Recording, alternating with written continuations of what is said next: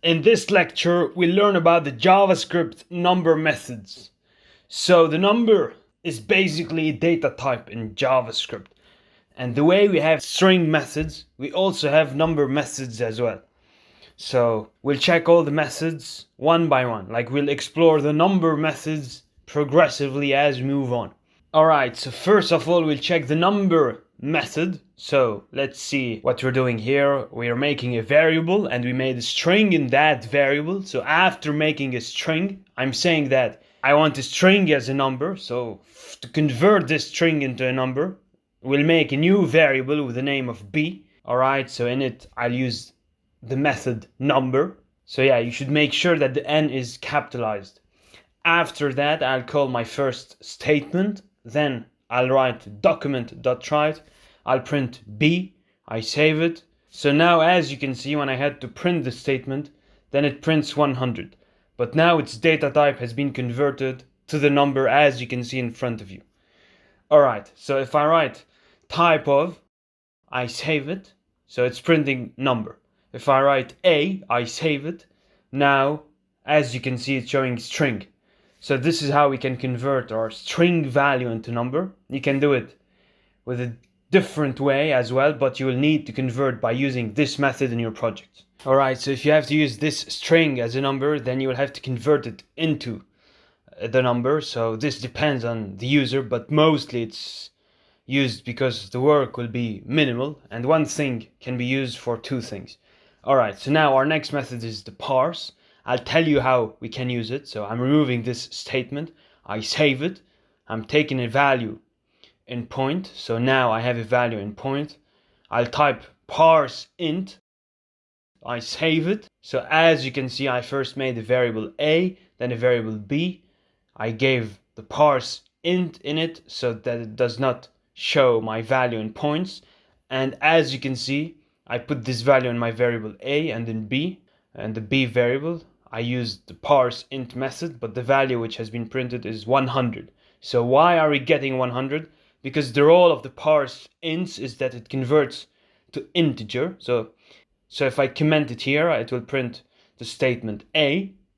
I saved it. And as you can see, it's showing the value in point. Sometimes in mathematics, we do not want to show the value in points. So to do that, we'll need to use the parse int method. So this was the second method. There is one more thing in the parse int, that if we write like multiple values like 2, 30, 40 and we save it, so it's printing all my values because I printed the statement a, and now if I print b, I'm getting only 100. Alright, so I'm removing 100, I save it, and as you can see, it's printing 2. Let me set its size. So if I'm removing the 2, now it's printing 30. So it will always print the first value. And yeah, basically this is the work of the parse int. This is how it works.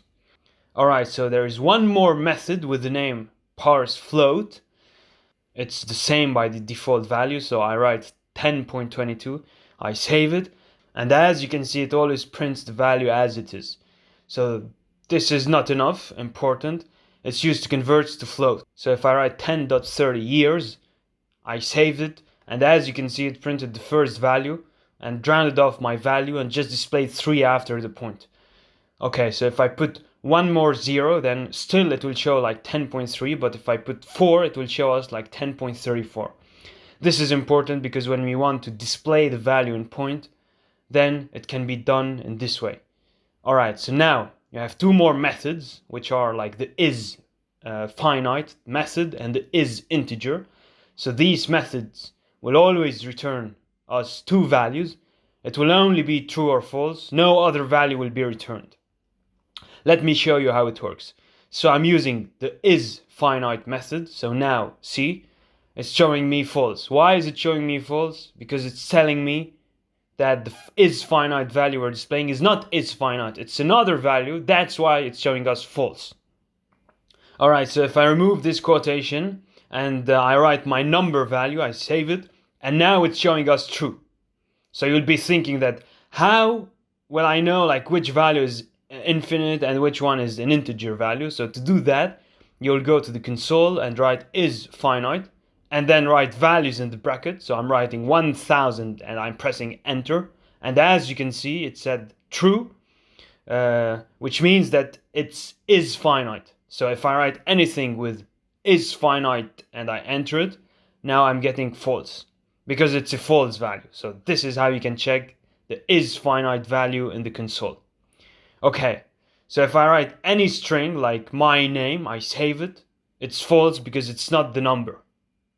After that we have the is integer. So the is integer value is always displayed with a number. So I'm writing number and I put a dot, I saved it. And now we're getting false because this value is not an integer value. So I'm writing 20.3, I saved it. And as you can see, it's still displaying false. So if I remove the decimal value, I save it. Now I'm getting true. The is integer is used to tell us if our number is integer or not.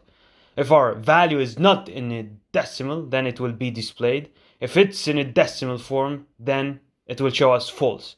So this is how we can use these methods. Alright, so we have two more methods, which are like the toFixed and the toPrecision.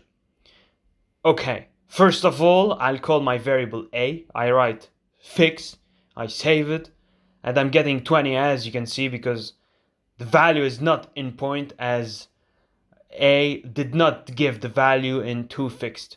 So I'm taking more values after the point, I saved it, and as you can see, it's still not showing, but I'm fixing the amount that's how much values should be shown after the point. So I want 3 values, I save it, and now it's showing 3 values after the point.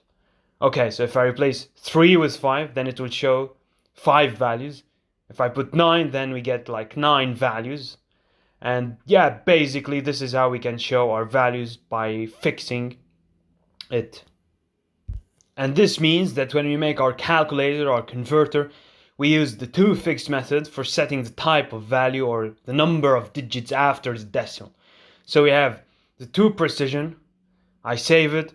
In this method it gives us the value after the round off means. So it means that it displays the value like the fixed one, but it will round off the last digit. So if I write 3 and I save it, then now as you can see, like we get 3, and it also includes like 5, which is rounded off. So if the next value is above 5, then it will add 1 to the last value. If I put 4, then my 5th value will be 6.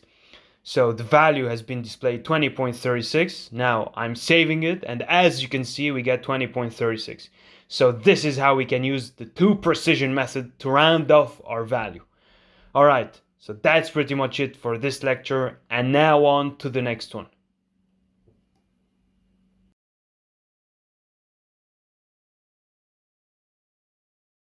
In this lecture, we'll see math methods of JavaScript. Like in the previous one, we've seen like the string methods, the number methods, and in the same way, we'll now see the math methods like Seli, floor, around, trunc, max, min, sqrt, pi, abs, random, and so on. So they are all math methods of JavaScript. We'll check them one by one in our VS Code. So basically we'll see like how do they work and how to use them exactly. Alright. Okay, so basically they are normal methods. They are just related to math. That's why we call them like math methods. And yeah, so basically they help us create some equations in JavaScript, manipulate numbers, and so on. So like we're making a calculation, like if we need to make any sort of addition, subtraction, calculation, so we'll use these math methods. Okay, so all these methods, they basically have like different rules. If you want to display minimum and maximum value, so we'll use these methods, for example.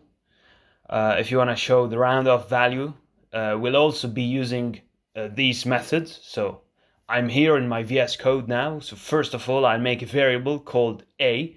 So now here, I'll take a value. Here I'll use the method named math. Now I'll use the method named seal. So what I'll do here, so as you can see, I'll take a value of 2.55, I save it, and now I'll print it like in the document.write. I've written a, I save it, and now as you can see, I've written like 2.55, but it's printed like 3. So why did this happen? Like, why did it happen? Because the ceil function is used so that we can check the nearest value.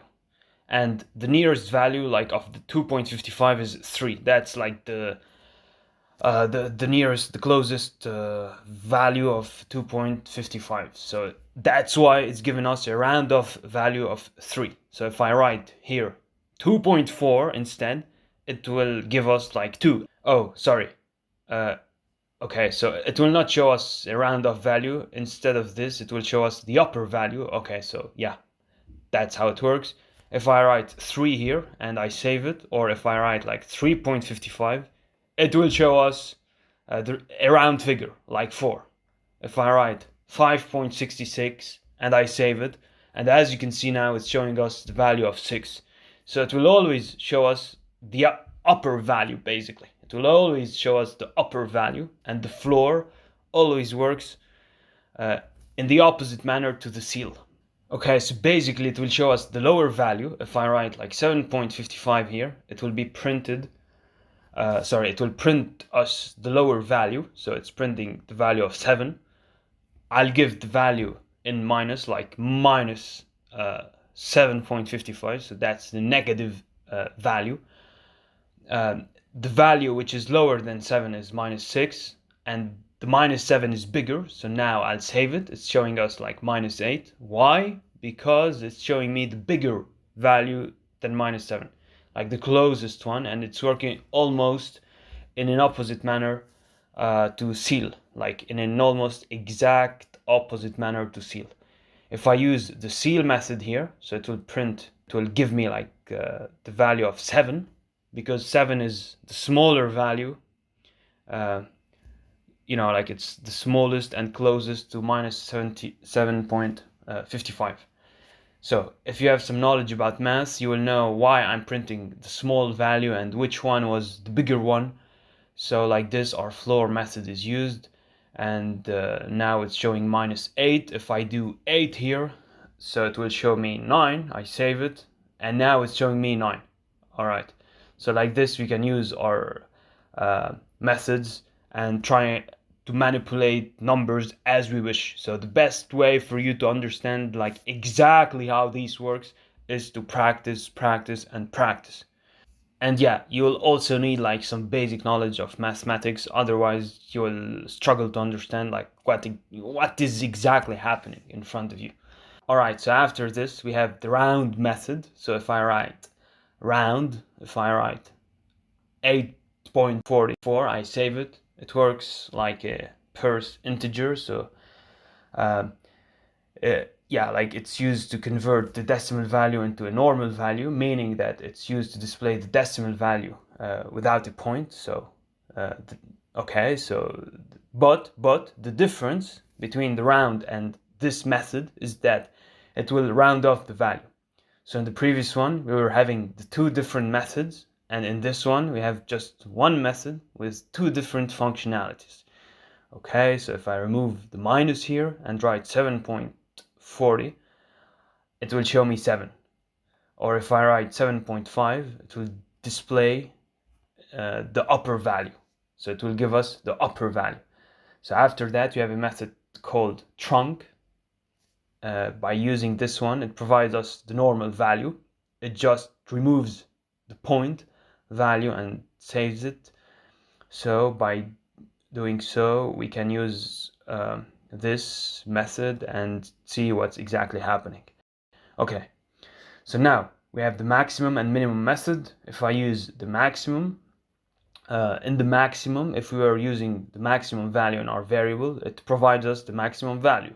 So if I write like 20, 50, 300, 6,000, 80, now the bigger value you're seeing here, like the biggest value is of course like 6,000. We save it, and as you can see, it printed 6,000 because it was like the biggest value. So if I write here 8,000, here it will print 8,000. So this is how the maximum methods are used when you want to get the maximum value. You must have seen some websites where the high prices can be seen above the table, like at the top of the table, basically, that they are sorted by order. and the lower you scroll down, the lower you'll get like lower prices. And basically when you see like such a feature, it means that there is some coding behind it, and the prices are being set by a maximum method. So the same goes for the minimum method, it's just the other way around. Like the algorithm will find the minimum value, it will print it out for you. As you can see, like we get 20. So basically these kind of things work in different tables on some websites. All right, so yeah, basically that's how it works. These are our math methods. At least this is an introduction to the math methods. We'll dive in deeper as we progress. But yeah, so that's the basic idea. And now on to the next topic.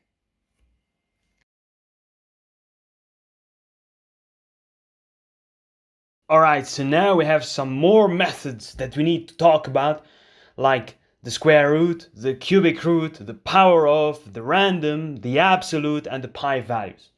Okay, so now I'll tell you how to use them in VS Code. Okay, so now I'm here in VS Code. I'll use the sqrt method. What will I do here is that I'll write 64 and I save it.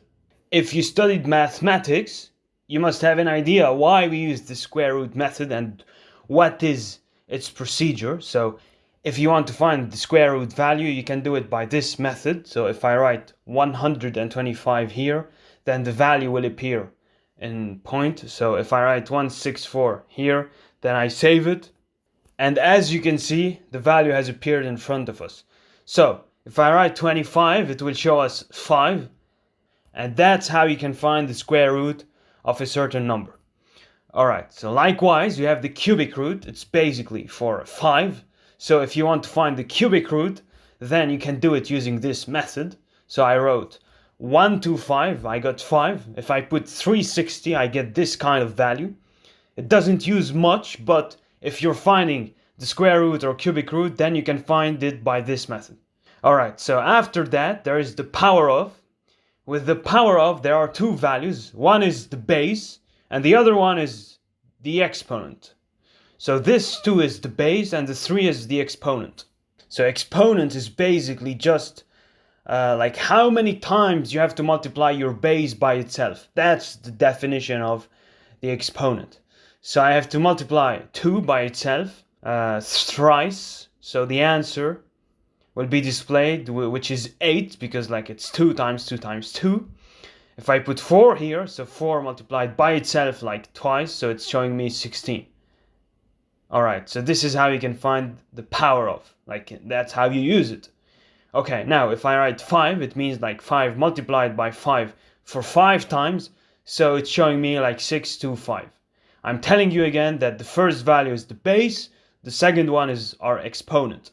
So the exponent basically tells us how many times the 5 value will be multiplied by itself. And the base is basically the value which has to be multiplied by itself. That's the difference. Okay, so after that we have a method named random. The random method is used so that we can generate a random value. You would have played some game where the random values appear like Ludo or any dice type game, or yeah, so the random method is mostly used in those type of games. In like these types of games, we use the random method. And yeah, by using it, we have to show some random value. For example, if you play the 8-ball pool type game, if we start our game, some random people might join us. So in this random game, some coding has been used, like how many people will join us. For example, that's a random number. If we select it, so like if you wanna have a random selection, like a random person will be selected, then it can be done through the random method. So if you wanna pick a certain number, you can do it with an algorithmic like method that will generate for you a random number. Okay, so I'll just save it, and as you can see, it has printed the random value. So whenever I'll refresh it, it will print a random value. But we can also put in it some functionality. I want that whenever my value gets printed, it should be multiplied by 10, for example. So it keeps on being multiplied by 10. I'll put it here in the bracket. So after that, I want that whatever my value will be printed, it will add into 1. So whatever value will appear in front of us, it will be multiplied by 10 and then be added to the number 1, and then we save it. Sorry, I forgot to put the brackets here, so let me fix this. Oh, actually, I have to put a method named mass, so that's what I'm doing. Yeah, actually, you know why we are using this value? Because whatever my value is, it's showing me in a round off without a point. Like, I'll use the math floor method here. I'll put the brackets. I'll use all the conditions in this method. I'll put the bracket here. I save it. And actually, like, what happened here is that there is an error in my file. Okay, so I'll open my new file, and whenever I refresh it, my value is between 0 and 10, and 1 will be added automatically without any point. So the random value is coming from the math.random, and it's getting multiplied by 10.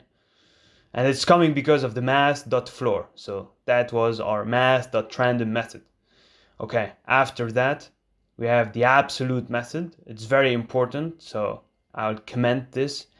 After that, I'll copy the upper one. I bring in this to the lower part, and I'll remove all this. So I'll use the math.absolute, and by using this method, it will show us the absolute value. Basically, it shows us the square root of the square that you have printed. So I'll print this again, and as you can see, like, whatever I'm writing, it's printing exactly that in front of us. So if I write null here, now I'll print null, so it's showing us the null value 0. Like, if we print the value null, it will show us as null. Okay, so in the last one, we have a method named pi. If you want to print the value of pi, so you will just write pi and it will be printed. Okay, so you've seen in your math classes that they used to teach us the value of pi, which is 3.14. So this is how we can print it. These are our basic methods. The pi method is rarely used, but yeah, it depends on like what you're trying to do and on what you're trying to achieve. So it's mostly used in the equation if we were working on mathematics or mathematics type project. Otherwise, floor, mass, random, power of, minimum, maximum. These methods are used mostly like when you make some calculations or some game types or some normal games like the Ludo type games. Alright, so that's pretty much it. And these are the methods that are used usually. Like, these are the most common ones and the most useful ones, I'd say. And yeah, that's pretty much it for this lecture, and now on to the next one.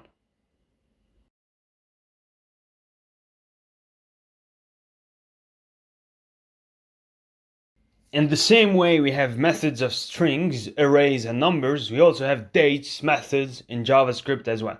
So the to get string, the get date, the get full year, the get day, the get month, and so on. These are the methods related to the dates in JavaScript.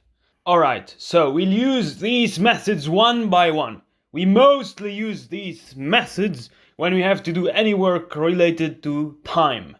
So for example, if we have to do any kind of work related to the clock, or if you want to make a timer, for example, or for example, you have to display the current time or date on a web page, then for all these types of work, we need to use the date method. Alright, so now I'm in my VS Code.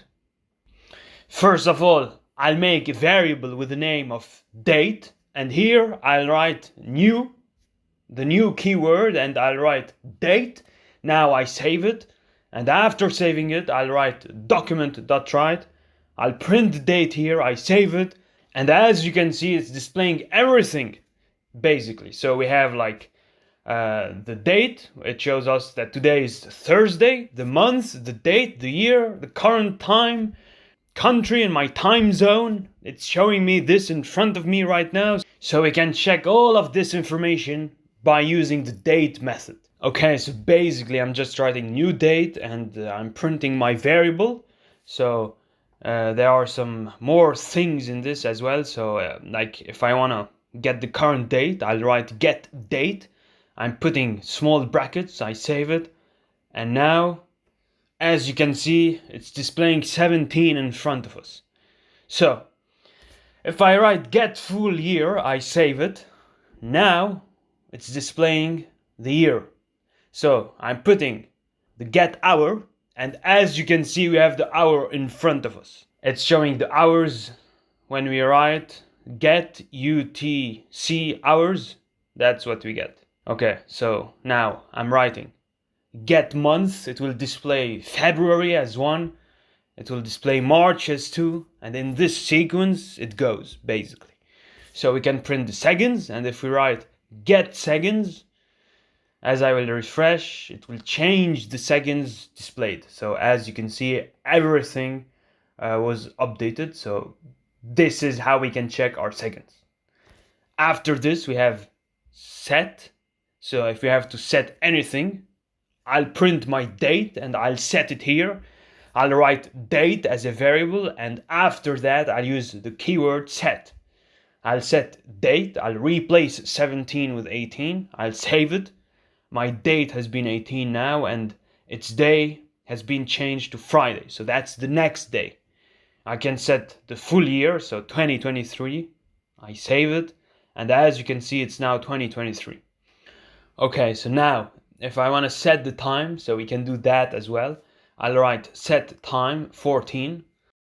Actually I typed the wrong keyword, so I should write set hour, replacing 14 with 15. And as you can see, we have the output in front of us. We get 15. We get the display of 15. If I want to do second or millisecond, I can do all of this as well. So I'm writing set minutes 15, and here you go, it's showing 15. If I want to do seconds, so it's displaying 15. This is how we can set all of this. So in the set, we can set the dates, and with the get, we can get the current time date. And there is one more thing, which is like toDate string. By using this method, we'll display the date, the day, and the year. So here you go, I save it. And now, as you can see, it has displayed what we needed in front of us. And that's pretty much it. This is how we can get and set our things. And now on to the next lecture.